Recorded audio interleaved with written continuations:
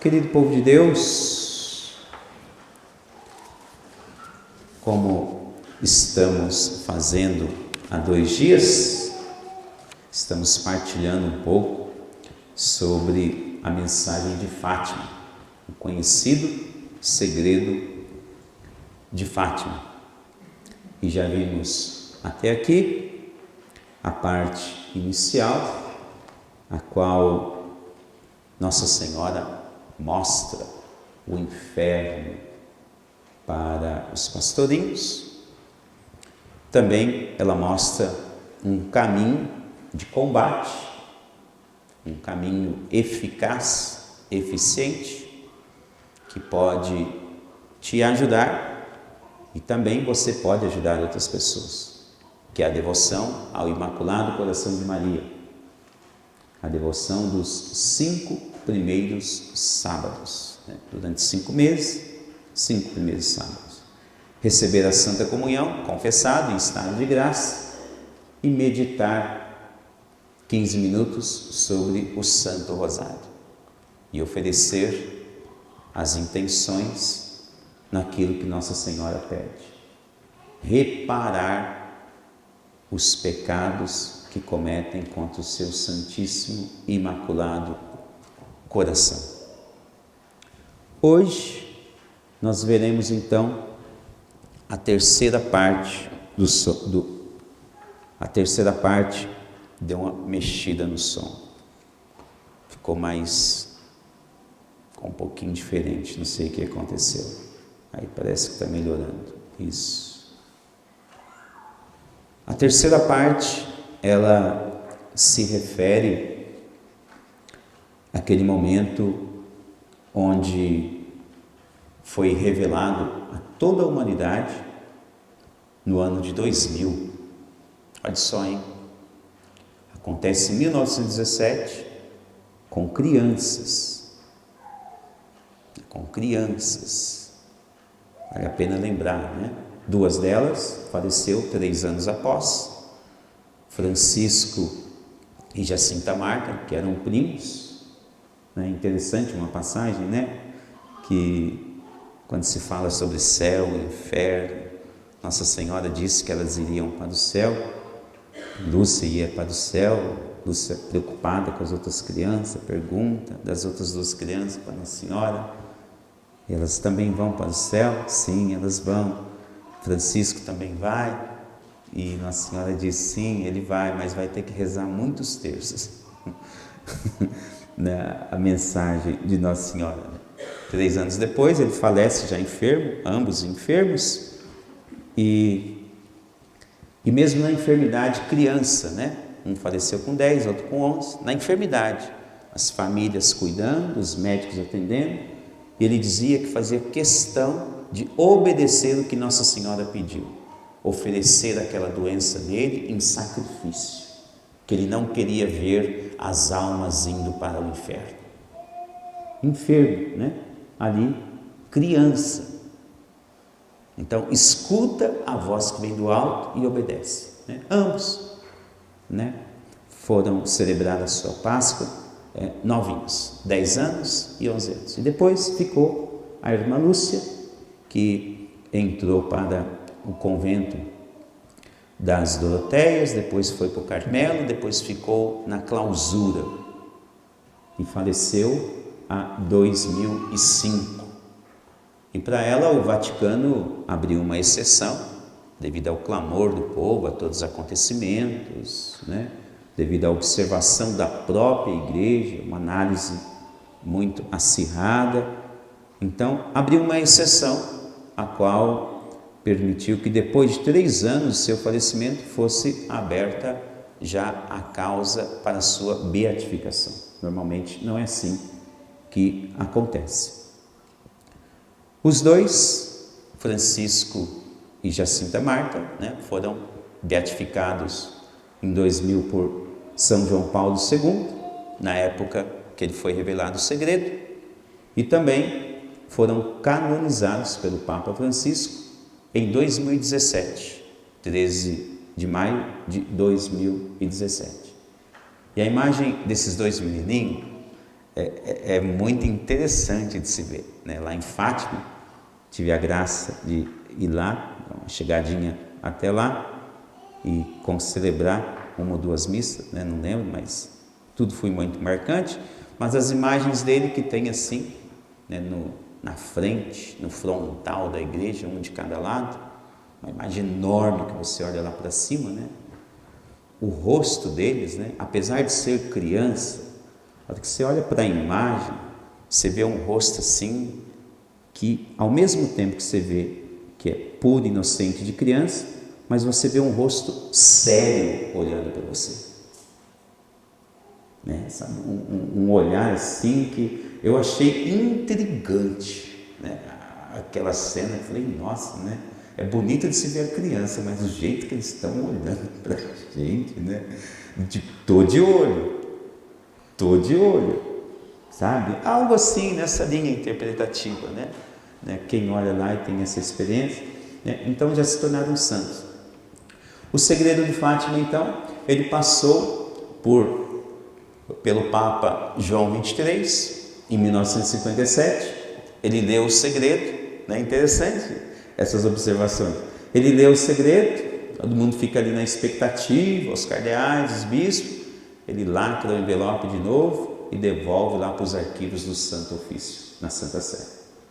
Depois entra, né, assume a cátedra de São Pedro, Papa Paulo VI, a mesma coisa, ele pede para ler o segredo, ele lê o segredo, depois de um bom tempo, ele lacra de novo o envelope, diz, vamos rezar nessas intenções, né? E aí devolve de novo para o arquivo. Até que chega São João Paulo II, e em 1981, né, nós tivemos aquele fatídico, né, acontecimento, né, aquele atentado, que ele toma 2 tiros, né, um na altura do abdômen, outro pega no dedo, graças a Deus, mas ali ele diz depois que a munição ali que foi desviada, ele atribui a Nossa Senhora, porque o lema pontifical de São João Paulo II, né? Totus tu Maria, né? Todo seu, irmão. Sou todo seu, Maria, totus tu Maria. E ele atribui então que foi ali a mão de Nossa Senhora que desviou a munição. E aconteceu aquela coisa terrível, né? Que abalou todo mundo que estava ali no Vaticano, o mundo todo. Terrorismo até mesmo no Vaticano, se dizia pelo mundo afora. Bom, enfim. A igreja toda em oração, o povo recuperou-se 1, 2, 3, 4 dias, já estava bem melhor, graças a Deus. No 4º dia, ele já do hospital, né, ele manda uma mensagem, né, comovedora. Né? Por que eu estou dizendo isso? Porque está no contexto de Fátima, né? Contexto de sacrificar, de fazer um esforço para você oferecer algo a Deus. Né? Então, é um sacrifício. Né? 4 dias depois, ele manda uma mensagem. Né? Quero dizer que estou perdoando o meu irmão que atirou em mim. Que coisa! Chamou ainda o terrorista de irmão e ainda mandou a mensagem. Estou perdoando, está perdoado o irmão que atirou em mim, que tentou me matar. E depois, 4 anos depois, mais ou menos, né, ele ainda visita o mesmo terrorista, Ali Águica, né? Ali Águica, o nome dele. Lá conversa uns 20 minutos com ele na cadeia. Ele diz, fui conversar com o meu irmão, porque diante de Deus todos nós somos irmãos. Que esforço, que sacrifício. E quantas graças um sacrifício como este não obtém de Deus, né? E depois, em outra ocasião, ele vai visitar Fátima, né? Ele visita Fátima e ele oferece, né, uma das munições para ficar lá, né, cravado na coroa de Nossa Senhora.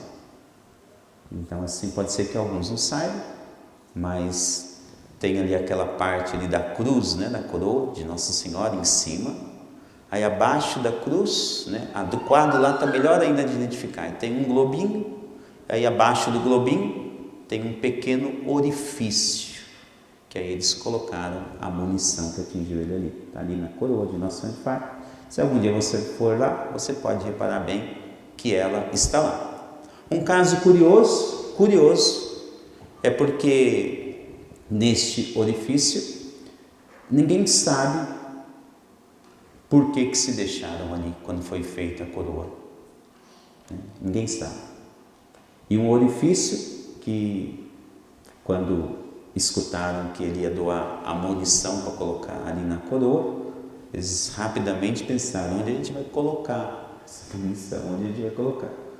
E de repente eles olham embaixo do globo, está lá um orifício que eles colocaram a munição e encaixou certinho ali. E ali ficou. Né? Isso aqui é uma curiosidade para todos saberem. E por isso, então, ele resolve revelar o segredo. Né? E para isso, então, eu vou ler textualmente, né? Porque é algo que é bom que se escute, né, da maneira que realmente aconteceu. Tá? Tá aqui na íntegra, como ele escreveu para deixar isso arquivado. A terceira parte do segredo revelado a 13 de julho de 1917, na Cova da Iria, Fátima. Escrevo em ato de obediência a vós, Deus meu, que me mandais por meio de sua excelentíssima, reverentíssima, o Senhor Bispo de Leiria, e da vossa e minha Santíssima Mãe. Até então estava tudo guardado em segredo, mas por obediência a Deus ela escreve. Depois das duas partes que já expus, vimos o lado esquerdo de Nossa Senhora um pouco mais alto, ao lado esquerdo de Nossa Senhora, um pouco mais alto, que ela já começa a relatar a visão que ela viu no céu. Um anjo com uma espada de fogo na mão esquerda. Ao cintilar, despedia chamas que pareciam e iam incendiar o mundo inteiro. Um anjo no alto, espada cintilante, para incendiar o mundo inteiro. Mas apagavam-se com o contato do brilho que da mão direita expedia Nossa Senhora ao seu encontro. O anjo, apontando com a mão direita para a terra com voz forte, dizia: penitência, penitência, penitência. E vimos numa luz imensa que é Deus, algo semelhante a como se veem as pessoas num espelho quando se passam por diante. Aqui ela relata uma visão que ela teve, que segundo, né, as interpretações, as leituras, né, se trata do Santo Padre. Mesmo assim ela escreve: um bispo vestido de branco. Tivemos o pressentimento de que era o Santo Padre. Vários outros bispos, sacerdotes, religiosos e religiosas subiram uma escabrosa montanha, no cimo da qual estava uma grande cruz de troncos, toscos, como se fora de sobreiro, né? Uma grande árvore, né? De sobreiro, aquelas árvores do deserto, nas colinas, né? Como se fosse uma grande árvore com a casca. O Santo Padre, antes de chegar aí, atravessou uma grande cidade em meio a ruínas e meio trêmulo com andar vacilante, acabrunhado de dor e pena, ia orando pelas almas dos cadáveres que encontrava pelo caminho. Chegado ao cimo do monte, prostrado de joelhos, aos pés da grande cruz, foi morto por um grupo de soldados que lhe dispararam vários tiros e setas. E assim mesmo foram morrendo uns tras aos outros, os bispos, sacerdotes, religiosos e religiosas, e várias pessoas seculares, cavalheiros e senhoras de várias classes e posições. Sob os 2 braços da cruz estavam 2 anjos, cada um com um regador de cristal, e na mão deles eles recolhiam o sangue dos mártires e com ele regavam as almas que se aproximavam de Deus. Esta é a terceira parte da visão, que ficou guardada, né, durante décadas, né, que muitas pessoas queriam saber o que estava acontecendo, se referia à humanidade inteira e tudo mais. Bom, foi revelado em 2000, né? Isso agora é acessível a qualquer pessoa que quiser ver. Agora, qual o significado? Notem que a menção, né, de vários símbolos. E símbolos sempre que estão relacionados ao poder de Deus, vindo do céu. É importante que você tenha essa visão, porque se tratando de um símbolo e um sinal religioso, ele tem que ser interpretado e visto dentro de uma ótica religiosa, dentro de uma ótica de fé. Não adianta uma pessoa ateu, uma pessoa não religiosa, uma pessoa que não professa a fé cristã, olhar o texto, né, e simplesmente dizer é isto, é aquilo, é isso. Não. Né? Por isso que ficou guardado por tanto tempo. E depois de guardado, né, mesmo assim, foi incumbido a Congregação para a Doutrina da Fé, né, um dicastério da Cúria Romana, que é uma repartição, né, da Cúria Romana, a qual o cardeal Joseph Ratzinger, ele era prefeito, coube a ele estudar, rezar, ler ali, né, os sinais históricos, confrontar com a Sagrada Escritura, para depois, ao final, ele emitir aquilo que ele chama de ali uma possível interpretação. Então, tem ali a interpretação sobre cada um desses sinais, né? E cá entre nós, escrito, interpretado, né, por nada mais, nada menos do que Joseph Ratzinger, cardeal. Na época ele não era papa, né? Como se diz na igreja, que é um grande, um excelentíssimo teólogo, né? Então, uma pessoa brilhante. Não somente ele escreveu, mas ele teve o apoio, o auxílio, né, dos demais cardeais, que foram lendo as instruções, e ali então emitiram uma visão final sobre o que seria esses sinais vistos em Fátima. Né? Soma-se a esses sinais, né, a última aparição de Nossa Senhora, a qual eu já citei aqui no primeiro dia. Nossa Senhora aparece com São José ao lado e com o menino Jesus. É o dia que acontece o chamado milagre do sol. Aquele milagre onde aproximadamente, se diz os jornais da época, né, aproximadamente 70 mil pessoas, pouco mais, pouco menos, todas foram para a cova da Iria ver aquele momento, né?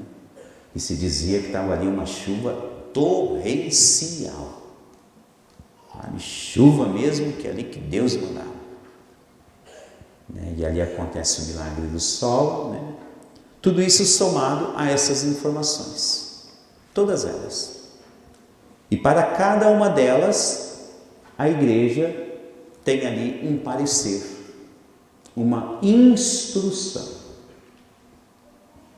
Mas para que esta instrução se torne de forma mais clara a cada um de nós, é preciso também que nós tenhamos aqui o mínimo possível de aprendizado, né? O que eu vou dizer para vocês sobre o que é uma revelação. O que significa isso? O que é uma revelação privada que acontece? É o caso de Fátima. Primeiramente, uma revelação privada a 3 crianças. Mas depois ela ganhou uma proporção e atingiu um patamar a tal ponto de se tornar uma revelação pública. Tem diferença entre uma revelação privada, particular, que Deus se revela, e também tem uma outra ótica sobre uma revelação que é pública. Nós aprendemos na história da igreja que a maior de todas as revelações, ela se encerra em Jesus Cristo. Ela é a maior revelação de Deus. Deus revela o seu Filho como Salvador. Agora, o que acontece após Jesus são sinais vindo do céu que devem contribuir para o aumento da fé cristã na igreja e na vida dos fiéis batizados e batizadas. E, portanto, é importante que se tenha consciência de que qualquer coisa que se diz por aí pode ser que não seja revelação. Pode ser que seja algo que seja da cabeça da pessoa, do inconsciente, né? E tudo mais. E para isso, então, a igreja, ela tenta deixar bem claro o que ela instrui sobre o que é uma revelação privada sua, que você teve, particular, e uma revelação que deve se tornar pública, que Deus está enviando para toda a humanidade, que é o caso de Fátima. Tá? E todos esses detalhes nós veremos amanhã, no dia 13, que é dia da festa de Nossa Senhora de Fátima. Cada um desses detalhes, né? Amanhã dá para a gente condensar tudo. Mas para finalizar hoje só, eu vou também ser textual aqui, uma pequenina mensagem que Bento XVI, quando ele era Papa, ele visitou Fátima em 2010 e ele deixou uma pequenina reflexão, né? Que dizia assim, 2010, ainda não era Papa, mas ele dizia assim: iludir-se ia quem pensasse que a missão profética de Fátima esteja concluída. Ele está dizendo, não fiquem iludidos se aquela mensagem acabou. Aqui revive aquele desígnio de Deus que interpela a humanidade desde os seus primórdios. E aí ele lembra do início da história bíblica, né? E menciona ali quando houve aquele conflito entre Abel e Caim. Então ele cita, né? Se clama a Deus, onde está Abel teu irmão? A voz do sangue do teu irmão clama da terra até mim. Uma citação de Gênesis 4:9. Continua, né, o então Papa Bento XVI. O homem não pôde despoletar, ou seja, tirar, parar, um ciclo de morte e terror. Na Sagrada Escritura é frequente aparecer Deus à procura de justos. Ele menciona coisas importantes nessa reflexão. A mensagem de Fátima não se concluiu. E aí depois ele menciona, Deus, ele continua constantemente à procura de justos. Eu mencionei no primeiro dia, né? Talvez muitos se perguntem, nossa, uma responsabilidade tão grande vai ser revelada a 3 crianças, na época 7 anos, 9 e 10, né? E ali eu mencionei, talvez uma particularidade, por que Deus revela uma coisa tão grandiosa, né, à criança? Devido ao coração puro, ao coração inocente. que um coração inocente ainda está ali vivendo na justiça. E aí então Papa Bento XVI ele diz: Deus procura pessoas justas para salvar a cidade humana, e o mesmo faz aqui em Fátima, quando Nossa Senhora pergunta às crianças, gente, 10, 9 e 7 anos, ela pergunta: quereis oferecer-vos a Deus para suportar todos os sofrimentos que Ele quiser enviar-vos, em ato de reparação pelos pecados com que Ele mesmo é ofendido e de súplica pela conversão dos pecadores? Aqui é uma menção das memórias da irmã Lúcia, um dos colóquios de Nossa Senhora às crianças. Vocês querem suportar os sofrimentos que Deus enviar na vida de vocês em reparação dos pecados cometidos contra o próprio Deus e também pela conversão dos pecadores? E aí você soma isso ao que o Papa Bento XVI disse anteriormente: Deus procura justos. Soma-se mais uma coisa, ele dizendo: a mensagem de Fátima ainda não acabou.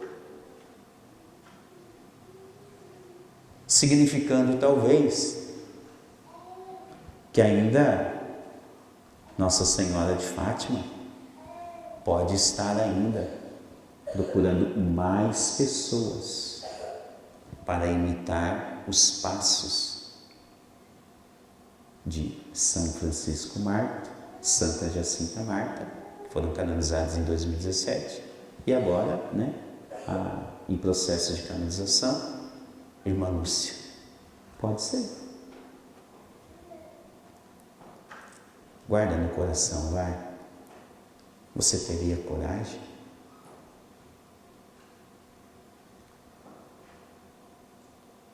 Mastiga isso.